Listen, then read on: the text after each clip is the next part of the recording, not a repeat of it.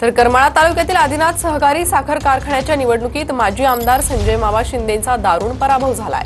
शरद पवारांचे आमदार नारायण पाटील यांचा गट आघाडीवर असल्याचं पाहायला मिळालंय। चांगल्या मताधिक्याने विजय झालाय।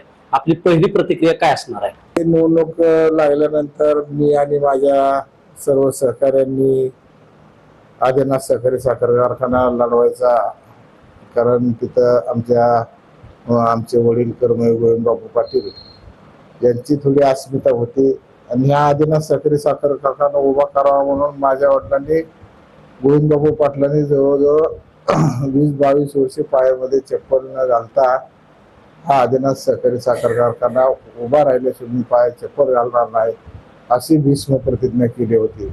जी काय जबाबदारी पडेल ती आजपर्यंत मी पेरलेली आहे आणि आमदार असताना सुद्धा पाठीमागच्या काळामध्ये माझ्या 14 ते 19 या काळामध्ये जेव्हा मला या तालुक्याने पहिल्यांदा आमदार केलं त्यावेळेस मी अतिशय असं चांगलं काम या तालुक्याला केलं आणि माझं कर्तृत्व मी सिद्ध करून दाखवलं। शीतल कुमार मोटे, TV9 मराठी।